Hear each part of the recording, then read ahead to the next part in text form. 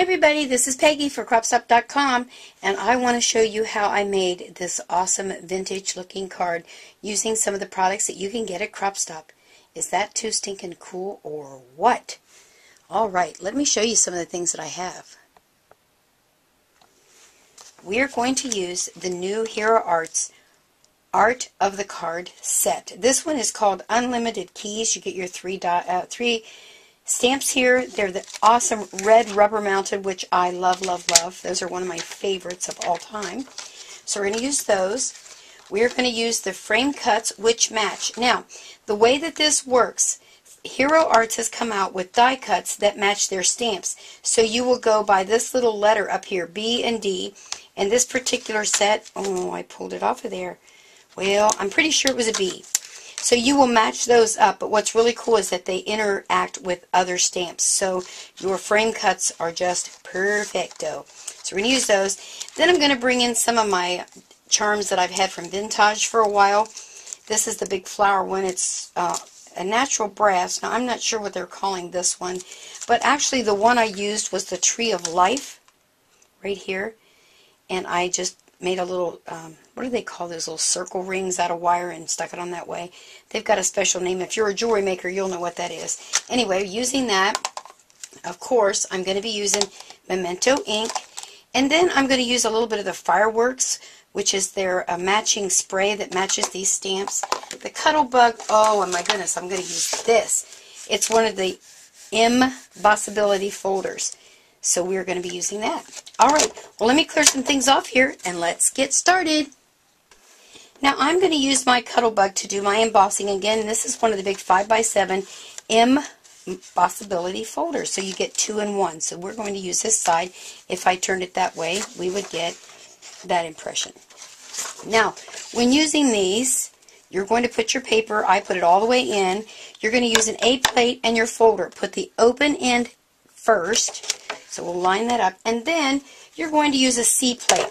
Now, if your machine is calibrated a little bit different than mine, you might get a really deep emboss perfectly. If it's been used a whole lot, the calibration and the tightness of your rollers in there may not be as tight, so you might want to add a little shim of paper, cardstock. Sometimes I even use the, let me pull it in and show you, the cards that materials come on, like I might use this in there if need be. But anyway, on this particular one, I don't think I need to because my Cutlebug's pretty new. And you just roll her through, and I always roll back the other way just because it's easier to reach. Move that out of the way and show you how wonderfully these emboss. Can you see that okay? Bring that real close. Look at that embossing. It is perfecto. Alright, so that's the first thing I'm going to do. Let me clear that off and we'll do the next thing.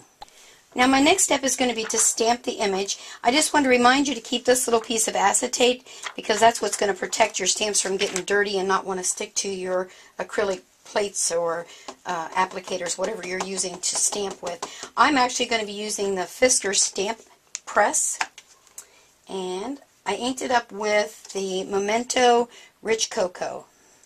Is that showing up okay? Yeah.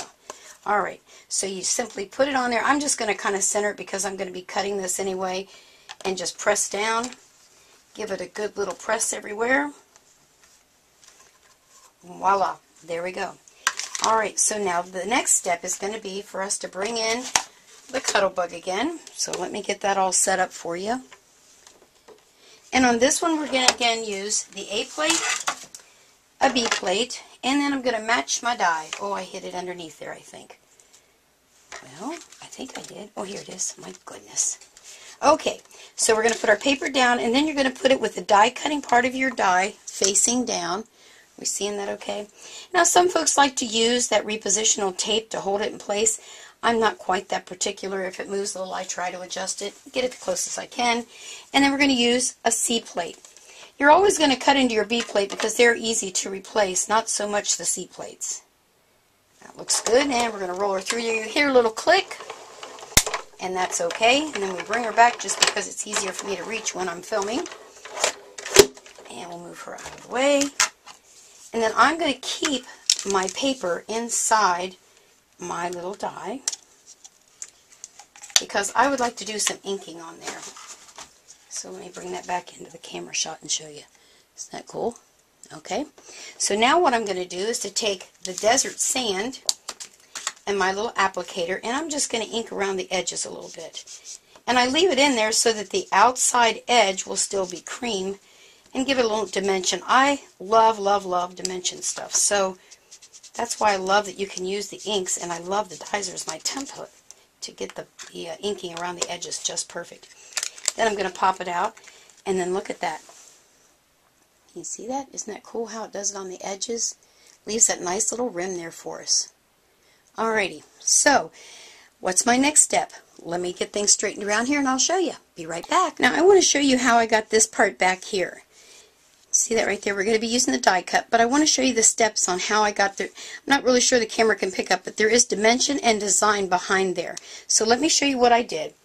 I took one of the other stamps from the set, right here, and I inked it up with the desert sand.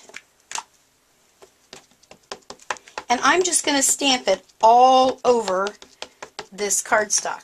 It doesn't matter what direction I'm going, and I can't really stamp twice. A lot of times if I have a darker color, I can stamp off twice to get a little bit more dimension and whatnot, but on this particular ink pad, it doesn't give you a lot to go on there because it's already a light color. So I'm going to do it 3 or 4 times. And I know you're looking at it saying, what in the world is she doing? But what I'm doing is to try and create a little bit different look in the background than just a stamped area. And I want to use my fireworks. I think that should probably be plenty. So, I know, it doesn't look like much, does it? But what I'm going to do now, I'm really putting my little Cutlebug girl to the test tonight. Let me see if we got her in this. There we go. Let's back up a smidgen so you can see. And then there, we're going to open her up. And then we're going to use the other die cut from the, oh, I forgot which one it was from the D set. And we're going to do the same sandwich where we've got an A plate, B plate, cardstock, and it really doesn't matter where I put this as long as I'm going to get some of those images on there. And then, of course, my C plate. And we're going to run her through. There we are. Move her out of the way again. Yes, I call my Cutlebug a girl. I don't know why. Now, this time, I'm going to take my little Memento Rich Cocoa, and I'm going to come off of the mat and come to the edges. Oh no, that's not what I wanted to use. I grabbed the wrong one. I wanted the desert sand. Oops. Yeah, that's what I wanted. I'm going to put a little bit of that around the edge, and that just kind of makes it look finished, but you want to come off the edge so you don't get this big hole looking thing right in the center there. And we'll put a little bit throughout there. Here's the cool part. Now I'm going to take my fireworks. I'm going to shake it up because remember, if you've seen the other video, here's all the glittery stuff on the bottom. Can you see that okay right there? But I'm going to pounce it a little bit and shake her up and get it all mixed up in there nice and good. There we go, that's good. And now I'm going to spritz it a bit. I'm going to kind of leave that there just because it won't make such a mess, and I can use that card. And I'm going to hold it back a few inches and spritz, and you're going, ah, it looks green. I know, isn't that weird how that does that? But it's really not green. And let's see, I'll go over here in my stash, and I'm just going to grab a paper towel to wipe up my little mess here. And this, because it's a water-based, it dries really quick. So this is already drying. Can you see that? Now, maybe on camera you can't see the little lines and texture, but it just is, it's awesome. Now, if I wanted to, although, you know, it's really dry, I could go ahead and heat gun that if I wanted to, but like I say, it's already dry, so we don't have to do that. So my next steps would be to assemble my card, and I know you all know how to do that, but I just want to remind you, I'm not going to waste this. I will actually mount this on the front of a card base, my A2 size card base, and it'll just make my card a little bit thicker so that I can actually use a little bit thinner card base if I wanted to. And I'm using my Glue Glider Pro, of course. And you get that back in the center where you can see. And there we go. Ooh. So I'm just going to put that on there, like so. And then again, I'm going to bring in my ink and my little applicator And I'm just going to do up the edges. I really do think that just puts the final touch on things and it looks finished. So that's why I do it. So you all know how to do that. So I won't finish that. I'll do that off camera. Now what I did on my card, I put foam tape behind both layers. I did foam tape underneath the rectangle part, and I also foam taped this because I wanted some dimension on there. So that's what I would do here. Just put the foam tape on the back, layer that up, and actually I'll make another card.